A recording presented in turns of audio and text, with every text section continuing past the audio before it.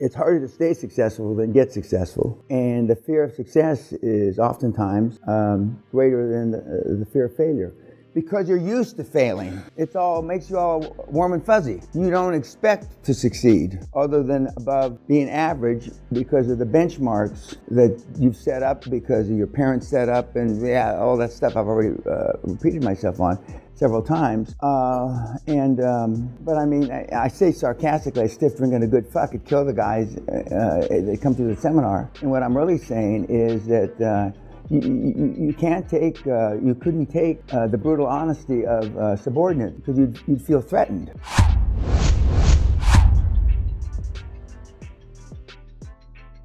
Some clerical stuff. I want to thank the Naval Academy for my blazer or top coat, and it says $50 billion man. Same kind they give to the presidents. I'm more worthy than the presidents, but anyway.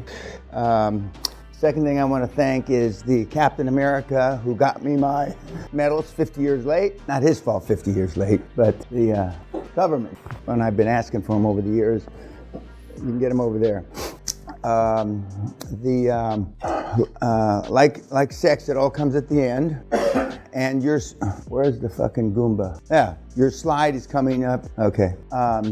There's always a Goomba in every group. It's better when they talk like him. It's better when they talk like him, though. Okay. Last night you saw my long-time mentee. We saved him to the end. Not like sex, but we saved him to the end.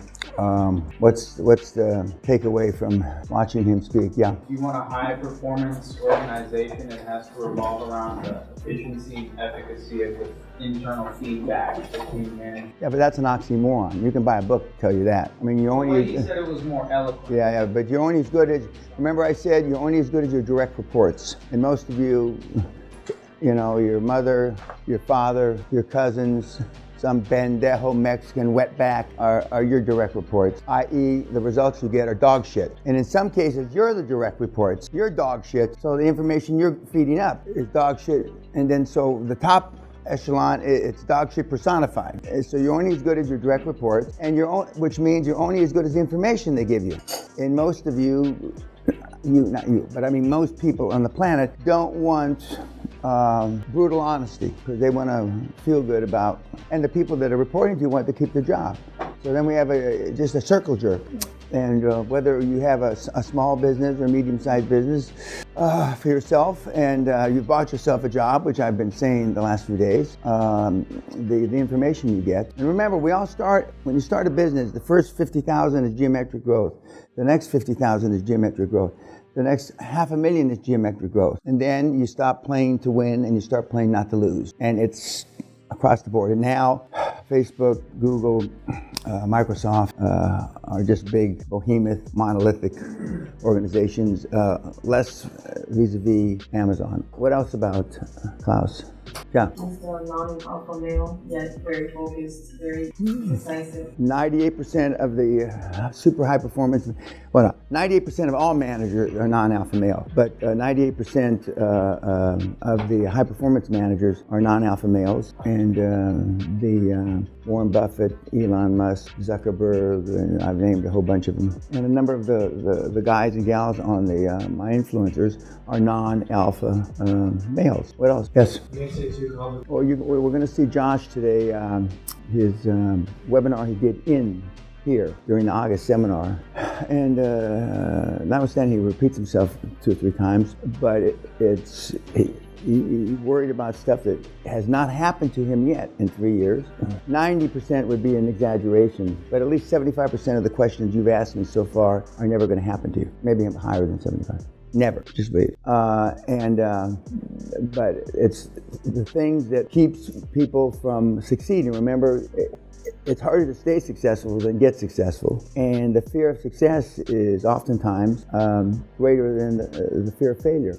Because you're used to failing. It all makes you all warm and fuzzy. You don't expect to succeed other than above being average because of the benchmarks that you've set up, because of your parents set up, and yeah, all that stuff I've already repeated myself on several times. But I mean, I say sarcastically, I stiff drinking a good fuck could kill the guys that come to the seminar. And what I'm really saying is that you can't take, you couldn't take the brutal honesty of subordinate because you'd feel threatened. And so you don't get it because they feel threatened because they don't want to lose their job, and it becomes a vicious circle. What else? He said that you have to be prepared that in order to have quantum leap success, you have to your quantum leadership. Yeah, I mean, you have to work on your leadership skills. Now, most people that come through here have virtually no leadership skills, not even leadership 101. And remember, when I go to the schools, universities, whether the business schools or the regular schools, and I believe I said it at the Naval Academy, how many classes, it's different at the Academy, how many classes have you had in leadership? Yeah, they raise their hand. Okay, how many classes have you had in buying a business? Nobody raises their hand. How many classes have you had in selling a business? Nobody raises their hand. And with 5 or 6 schools around the world that teach leadership, because they're mostly military academies, so the thing that you need to be able to do to lead your people, you don't learn, and so it perpetuates itself semester after, if you're going to school, semester after semester, and if you're not and you're just in the regular format of life, year after year after year, decade after decade, generation after generation, and i.e. the greatest generation, the generation that saved our bacon in World War II, that is pretty much drained out. I'm the last of the sperm bank of that generation, because that's where my parents came from, and that's where their buddies came from. What else about Klaus? Whenever he has a piece of paper or an email that he gets sent and has to read, as soon as he touches it, he forces himself to draw conclusions. Correct. And the management report system that you get is the one he uses. And it's the NATO, the same format that I had at NATO, that one page, if you can't explain it on one page, they're not interested. And it's basically, what were your goals for the day, for the week, for the month, whatever? What did you accomplish, and what were the challenges? And then those 3 sections are expanded. And I learned reporting to a 1-star general who was a real ballbuster, Roy Atterbury. And your report is a derivative of that report, and that report is a derivative of the same report you can Google online that they use at NATO, United States Army Europe, and other military commands at the administrative level. What else? Yeah. What is your view, and Klaus alluded to this as well, escalating issues? Do you want them to come to you immediately, or having thought about it first and... Well, I personally want them to come to me, but with 3 alternatives. Ray Dalio doesn't. Yeah, well, I want 3 alternatives. And in your report, when you list that, we have now, instead of just problems, we call them challenges.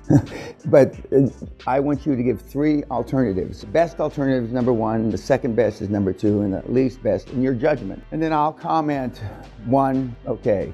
Or I'll highlight part of 1 and part of 3, which means what I highlight in 1 and what I highlight in 3 is the answer. Or I'll put, what are you fucking smoking? You know, because you're not even close with any of the 3. But what it gets is it allows me to see how you think and what fact pattern you're thinking along, and to develop a new fact pattern. And after 3 or 4 weekly reports, many of you will get it. Some don't get it till after that. But it also depends. See, a lot of people that come here have never been really in a management position other than they own their own business. And they've never had to compete against anybody other than their cousin or their father or some dipshit. And you hire people in your own likeness. You don't hire anybody like me. I mean, just like when I interviewed when I got out of school, they said me being in those 2 big organizations would be like a round peg in a square hole. So when the business is the same for 1 or 2 generations, it's because your parents hired people like them, or people that they felt comfortable with, and they were not threatened by. I always wanted at least 3 people in the organization that would stab me in the back. 3. Sometimes I had 5 that wanted my job and were willing to almost do anything to get it. And that legal, ethical, and moral didn't swing in their closets. They did anything. But I wasn't threatened by them. And I knew that the division heads that these guys were running, they were competing how much bottom line, how much cash flow, how much top line were they not donating, but contributing to the overall group. Not dissimilar to what Jack Welch, when he trained 5, 6, 7, 8 years, 3 guys to be his replacement. And then in his infinite wisdom, he picked Emmelt, and the other 2 guys left immediately to run big organizations someplace else. What else about Klaus? I believe he stood right about here, if I remember correctly. And he's just like that. He's just like that. When you were at Siemens, did you come across that way at Siemens? Yes, and whatever he said is already implemented. I could relate. Yeah, because he was at Siemens when Klaus left in 2007. Well, Klaus was there for 20 plus years, but I mean, 2007 is when he left. Anything else? You're fooled by your own success. And I've alluded 2 or 3 times, you start to believe your own press clippings. I mean, you start to, because it's a good feeling when people blow smoke up your backside. And especially for those that haven't been in a position of high performance and success. It's a new experience for you, and you like it. And you start to surround yourself with yes men, and that's a recipe for disaster. That's a recipe for disaster. You also saw the deal on NEOM, which the area that I know, the 25,000 square kilometers, does not look like that. It looked like they're ready to put on Disney World, fucking Saudi Arabia on that area. I don't know where they get those cliffs and that water and all that stuff. All I know is it's like the middle of Australia with desert. That's what I remember.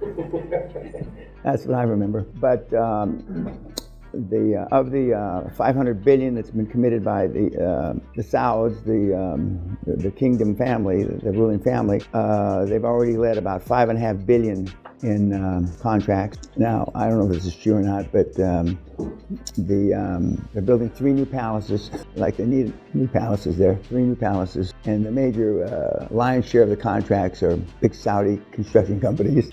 But even the overflow of those contracts, the 10, 20, or 30% that's going to go to regular folk are going to make billionaires, a lot of them. And as I predicted, they're going to make a million billionaires. I also predict that that's a 50-year project. They're talking about 25 or 20. I mean, what are they smoking? They're smoking some shit there for sure. But I mean, it's certainly not going to happen that quickly. I mean, that's a couple generations. And when they loosened the rules up for women, and women can drive, and now women can leave the house without their brother or their husband. I mean, it was the beginning of a transformation, because they're not going to get Westerners there if their wife can't leave the house unless they leave with their husband or their brother or something like that, and that's the way it used to be. I don't know if they're loosening up the burqa rules or not. And then on the other side of that burqa rule thing, France, which was always considered a liberal country, they talk liberal, but they don't act liberal. They don't want them wearing burqas, and it's quite not amusing, but it's amazing. And but the rioting that's going on around the world, you're not going to see in Saudi Arabia. That's not going to happen. And even if it did happen, there'd be no news, so you wouldn't see it until they got it all cleaned up, because that's just not going to happen. In that regard, they control the news, not dissimilar to what China does. Anything else on either one of those? Any comments? But he got the same input that you're getting. The same, yeah. Before Kill came into the castle, what was he doing? He was a middle manager. There's a little dispute. In fact, I think he talked about it in the beginning of the talk. I remember as a middle manager in healthcare. He remembers himself as a senior manager in healthcare. We're mincing words there. He was a fucking manager in healthcare. That, absolute. We both agree on that.